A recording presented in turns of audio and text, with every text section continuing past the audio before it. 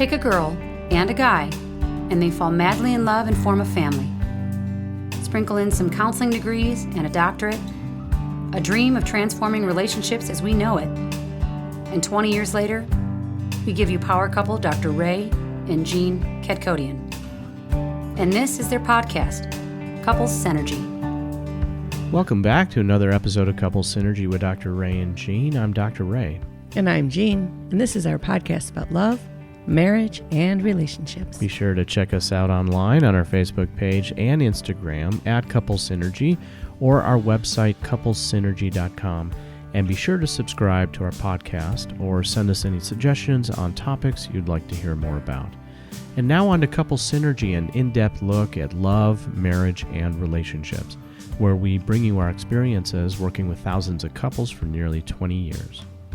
Everyone says you need to work on a relationship, but nobody teaches us how. So we've created this podcast to teach people what they can do to create the relationship they've always dreamed of with the partner they fell in love with.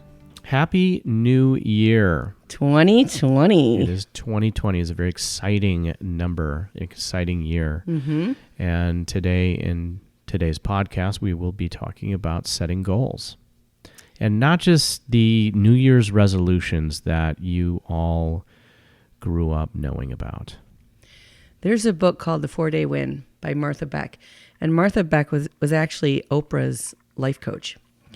And she would say that if you set a goal, you're lying. Because you're trying to say something that you know you can't do. And she would say, cut it in half until you have a success and then build on that. But she calls it the 4-day win because she says, you know, it takes those first 4 days that suck in order to change a habit. You know, after the 4 days, it doesn't have so much of a grip on you and you're more disciplined after 4 days, but the first 4 days are pretty painful. I would say actually in the beginning when you first set that goal, you actually feel pretty empowered. Mm-hmm. You actually feel pretty good, right? We use the graph of change when we're talking with clients about when they start a goal, no matter what that is, whether it's trying to improve their relationship or themselves individually, there is this spontaneous recovery where you feel really strong, you feel empowered, you feel focused, you feel like you're on track to hit that goal, right? But then it is called the honeymoon phase. Right. Yeah. It's a honeymoon phase, which means it's very short-lived and there's going to be a crash. And usually that first crash that you have, you start to question what it is that you're doing. I would say that's where that difficult part comes in. Absolutely. You know, it's really difficult to make change. Human beings don't like it. We like certainty much better than we like change, even if certainty means smoking a cigarette or being overweight or being lazy or whatever it is. We know that.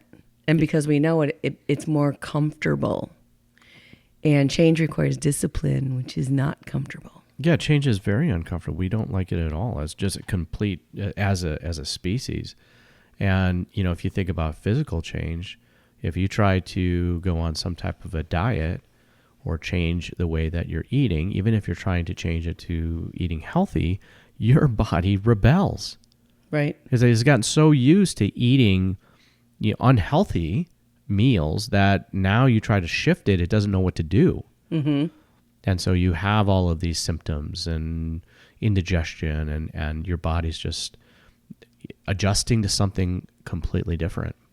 I always found it really interesting, the statistics about people who are newly diagnosed with diabetes and how they have the same pattern and success rate of change as heroin addicts. Right, as actually anyone with an addiction. Right. Mm-hmm. Because it's a complete tough. Lifestyle change. Mm-hmm. You know, yeah. It's not just kind of changing things for a month or a couple or 3 months or so. It's like for the rest of your life. Right. And so it's not just a physical change, but it's psychological and emotional. You know, one of the things that we do is we create 40-day spiritual practices, right? So it's sort of equivalent to what some people call Lent or something like that, where, you know, you commit to doing something for 40 days. And the very first time we did it, we were rock stars. We held ourselves so accountable to that, and it felt so great. And then we crashed and burned like the next 4 times we tried to do it. But now we've been doing that for, 15 years. We created our spiritual practices about 15 years ago. And now we're almost 100% of the time successful in at least a portion of it. And I think that when you add a spiritual component to changing and setting goals and dedicating yourself to something, it really helps you on another level that you don't get if it's just for physical change. Well, it gives you a sense of purpose and meaning, to what it is you're doing. Right. It's not that you're just trying to lose 20 pounds, or make more money, but there is a, greater purpose behind what it is that you're doing, a spiritual connection to what it is that you're doing. If I think back, if you would think back with me, has doing those 40-day practices, whether we do them once a year or 2 or 3 times a year, has that created permanent change in our lives? I believe so. It's like this forward progression always, where you're building upon the past. You're building upon your past successes. And because you know that you hit those successes, it is easier to reach for more successes. Yeah, I think that it's definitely changed our relationship with food. Yeah. It's changed our relationship with electronics, especially the distractions of like TV and social media and internet. Just distractions in general, right? And it's also changed our association and relationship with money. Yeah. And I think too with exercise. I think we would go through longer periods of time where we would do nothing rather than, like, why would you go for a walk once a week? Like before it was like, if you're not doing it 5 days a week, why do it at all? Where now, maybe it's only once a week or twice a week, but it's better than 0. And we do it more because it feels good emotionally as well as physically, and not just because we're trying to lose weight or something. Kind of reminds me of those quit smoking commercials where they're like, you're probably not going to be successful the first time, but just keep trying. And when you keep trying, I think each time you try, you learn something, and it builds on that. Yeah, that? I totally agree with that. We're not designed to be successful in the first try. Mm-hmm. In fact, it's our failures that actually help us succeed. People quote Benjamin Franklin, not Benjamin Franklin, I'm sorry, they quote Thomas Edison, all the time when it comes to successes and failures. Like, how many times did he fail making the light bulb, right? But he was able to succeed the 2001st time. Yeah, I've heard 10,000. I've heard 1,200. I've heard lots of different times he's tried. Right. And he was interviewed and he said, well, you failed like 1,200 times or whatever the number is. And he goes, yeah, but I know 1,200 ways how to not make a light bulb and one way how to make a light bulb. What do you know? I think that it doesn't really matter what the number is, right? No. But it really points at the fact that we have to fail in order to succeed. And if we are afraid of failing, then we're going nowhere. We're going to get stuck. We are going to also suffer in our self-esteem, our self-confidence, because every time that we fail, every time we beat ourselves up about not succeeding at some goal or attaining some, bar that we're trying to, achieve or set, it just knocks us down a peg in what we believe about ourselves. But it doesn't need to knock us down 10 pegs. And I think that's where, I remember back in the day, like, oh, I ate a donut, so I might as well eat the whole box. That is totally, right? Yeah, like the addict mentality, that I've messed up now, so I might as well mess up royally now. Right. I always like to use the analogy of, the first time a human being tries to walk, they take 1-2 steps and fall down, and everyone goes, yay. And they encourage him to get back up. And they do. And they fall down again. And how many times does a human being fall down learning to walk before they master walking? I mean, 2, 3, 4 years of falling down.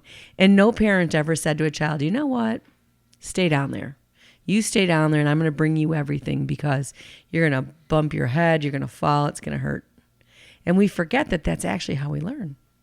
Yeah, our daughter-in-law fell down the other night, and Twice. she's 36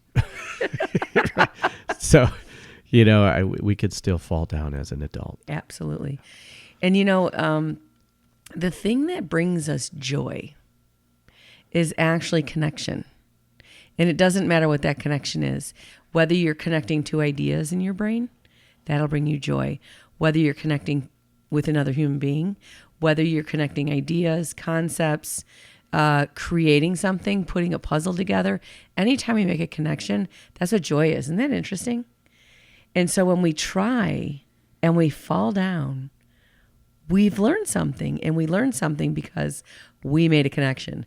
Maybe a little bit too much to the left was the connection, or got to go more to the right, whatever it was. But that process of learning is very joyful. Yeah, I think when we have perfection creep in, it takes us on a completely different path. Or when we have like this beating myself up type of approach, it takes us on that same dark path, right? Where we just beat ourselves up, or we place these expectations over our heads that are completely unrealistic, or expectations that are attached to other people, like comparing ourselves to other people. And, it's that measuring stick, and you're always going to lose. Someone is either going to be better than you, or they're going to be worse off than you.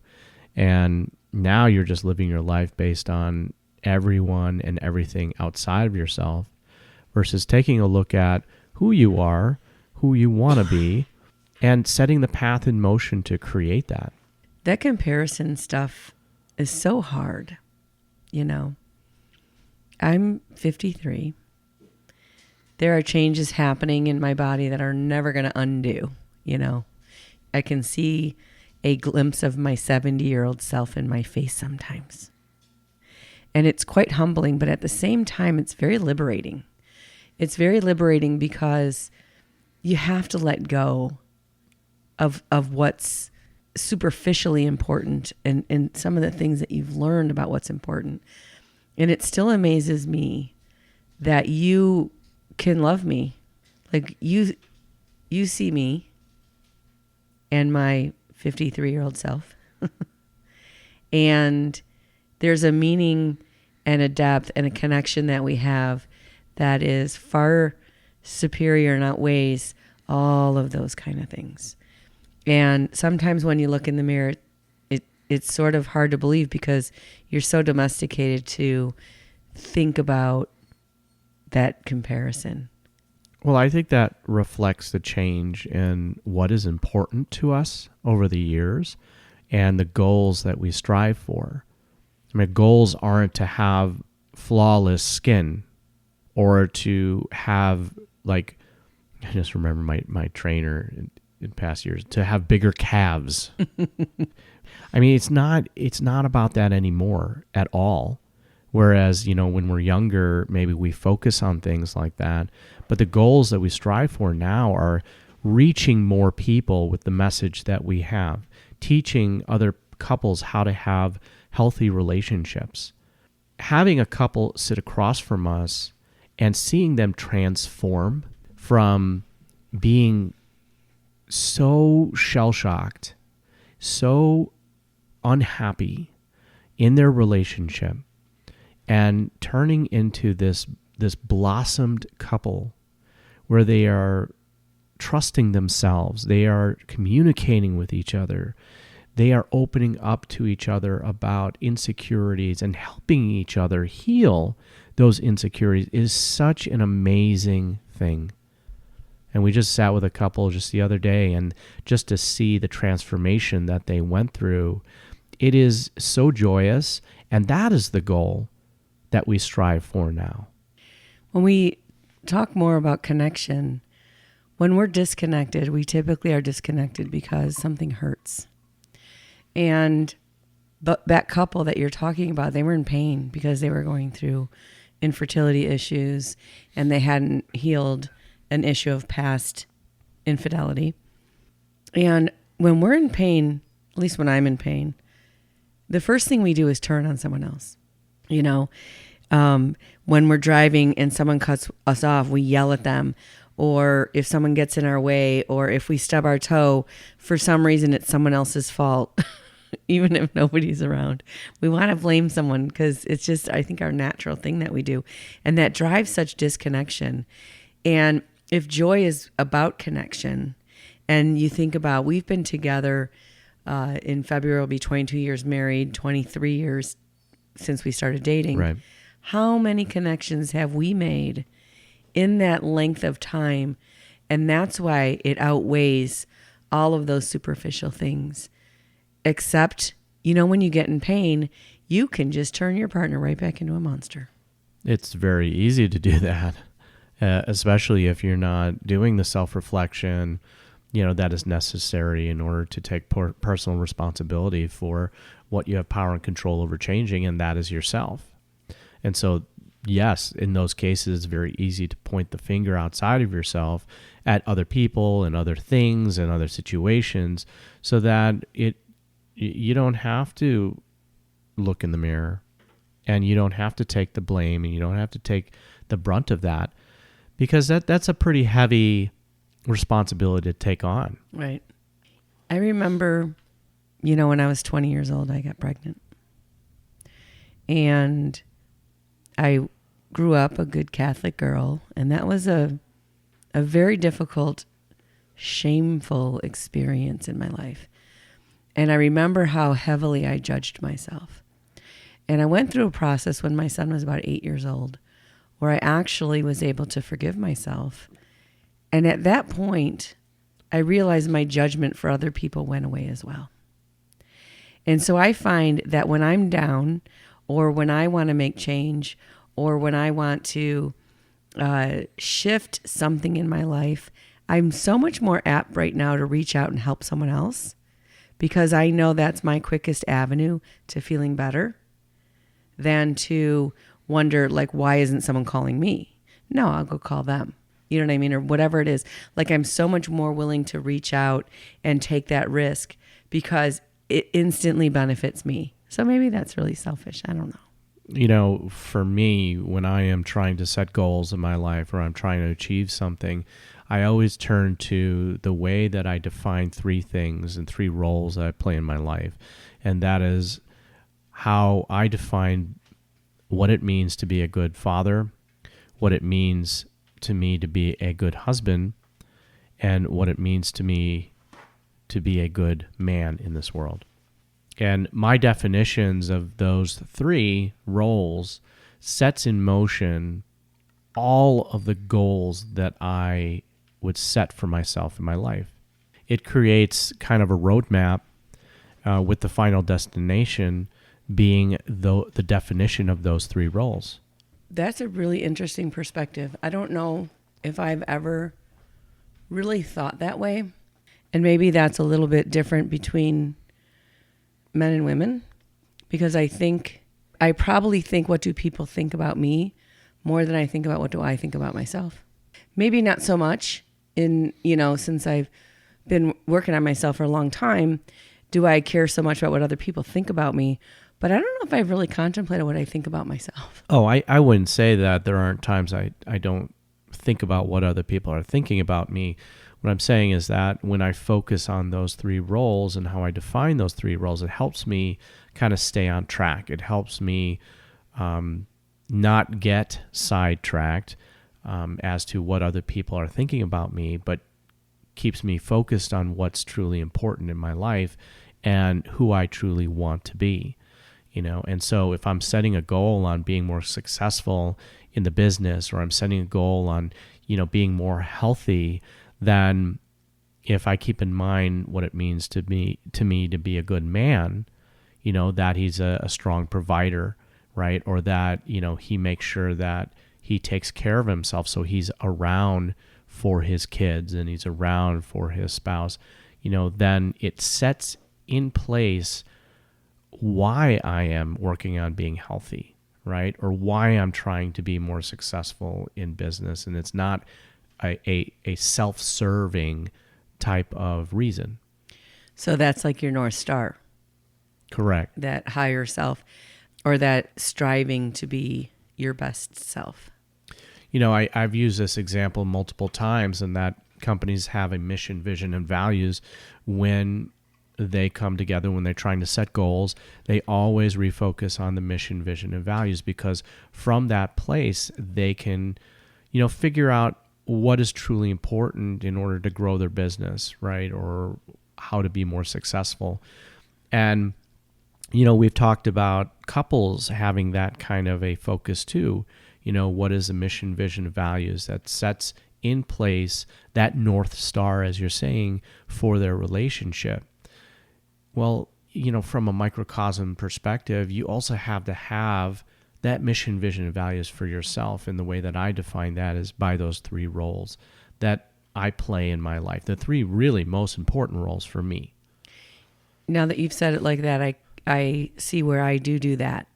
I do have a goal and a mission in life of what I want personally, what I want in our relationship, what I want for our business.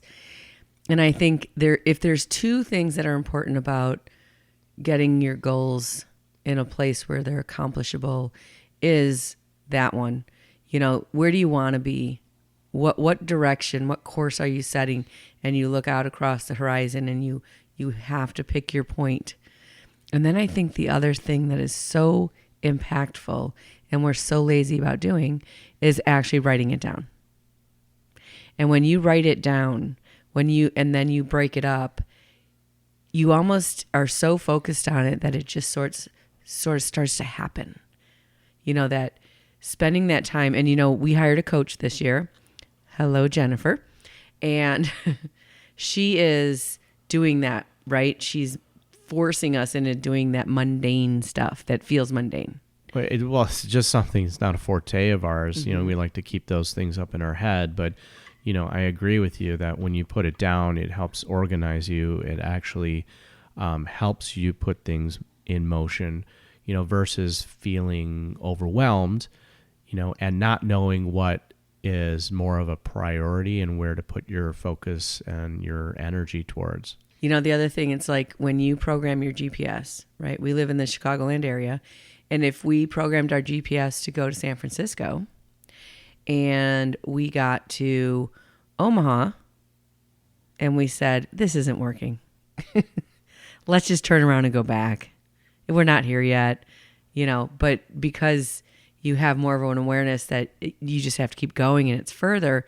And when you're looking at where you want to be, it helps you stay in the game longer and not give up too soon. I think that's the biggest thing is people give up way too soon because they've hit some bumps in the road. Yeah, I agree with you. I think that's probably a strength of ours is that we don't know when to give up. Right? I remember saying that within the first year of the Lighthouse that, someone would say something like that and we're like, oh, we're too stubborn or too dumb to give up. Too stubborn or too ignorant to give up, yeah. And when you don't give up, you figure it out. Once you give up, you can't do it. And I think that's why those smoking commercials are so, they've really changed their style of saying, if you fall down, get up. And every single one of us, and if you're listening to this and you're sitting down right now, there's going to come a moment that you get back up. And we've always gotten back up one more time than we've fallen down. Every single one of us, every single day. And I think the times that it is the hardest to get back up are the times we grow the most. We definitely had those moments, where you just feel like, I'm so exhausted. I am just so drained. I am just so overwhelmed. And the hits just keep coming over and over and over again. It just doesn't seem like it's letting up, right? I mean, we had that, last quarter of 2019 where it just seemed like week. yeah, where just, one thing after another. And I remember at one point I just started laughing. I just started laughing because, you really had no other recourse. It's like, what's the alternative? You just get angry, right? You just get I'm going to try to force this square peg through a round hole, and it just doesn't work because it's not supposed to. And you're just going through that difficult time and that bump in the road for a reason. You got to figure that out and what that lesson is. And we've used the analogy of that tunnel where you were heading into a tunnel And it is the unknown. It is something uncertain. But when you start in that tunnel, you have light behind you. It's all from the past. Right. And too often we hear couples say, when they're in that place, they're like, I just want to go back to the way things were, right? Because that's what was comfortable for them. And moving forward, they're moving into the dark and into the unknown. But if you continue forward, you get to a point where you can't see any light. And you can't see the light in front of you. You can't see the light behind you. You're in complete darkness. You're in complete uncertainty. And that's a very scary thing for many people. That's what we avoid, is being in that place. But if you continue and you push forward, you will eventually start to see the light of the future, the light of change. And you will get to that place and you will leave the darkness. But most people don't. Most people get into that place of uncertainty and they decide to turn around, which makes a ton of sense. We've all been there. It is uncomfortable. It is scary. And there's no guarantee, which I think is the worst part of it. Because if we knew that absolutely going into the dark, into this uncertainty, that we are going to reach a point at the other end where there's light, well, then we would all do it. Right. It would be easy. Right. I think that, you talk about the last quarter of 2019, we took the heaviest and greatest amount of hits than we've ever taken in the 18 years we've been in business. I would agree. And at the same time, we simultaneously reached all of our goals. Which is surprising. And these goals, of course, we've been working on. We had someone who was a great influence in our company that started working with us, and he was part of the loss of the last quarter when, we kind of got to a place where he didn't know how to help us and we didn't know what else to do. And, we lost our assistant of 8 years, and she's still helping us, but, she's very out of the office now. We don't have as much access. And we had such big problems.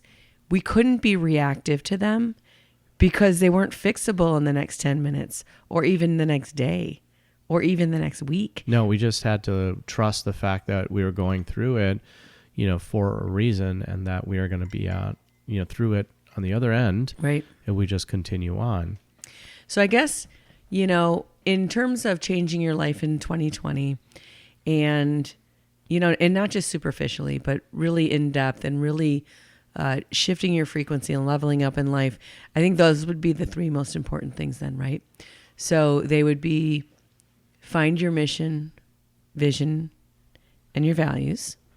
Write down your plan and don't give up. So we want to thank you so much for joining us on Couple Synergy today and for listening, to our podcast. Welcome to 2020. And thank you again for being our loyal listeners. And, we hope that this is your best year yet. We know it's going to be ours. We have so many great things in place, and we're so happy that you guys are along on this journey with us. And we hope that by listening to this episode, it was not only beneficial for your life, but also your relationship. For all of you listening, please subscribe to our podcast and please leave a review. If you have any questions, comments, or topic suggestions, you can email us at contact@couplessynergy.com. For more information about Couples Synergy and our programs such as Relationship 101, the Couples Weekend Intensive, that will be March 6th, 7th, and 8th, that's the next one, and our premier program called Couple to Couple, look us up online at couplessynergy.com. And follow us on Couple Synergy on Facebook, because coming up very shortly in February, we are going to be putting out a 22 date night challenge. And, we want to do this. It's our anniversary, and we want to really help couples find some really great ways to shift their relationships up.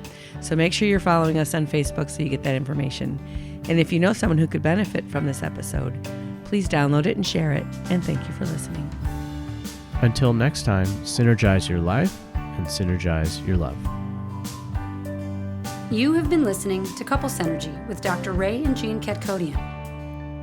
Couple Synergy was recorded, edited, and produced by Dr. Ray and Jean Ketkodian. Voiceover and music entitled Breathe and Let Go was recorded and composed by Gina Gonzalez.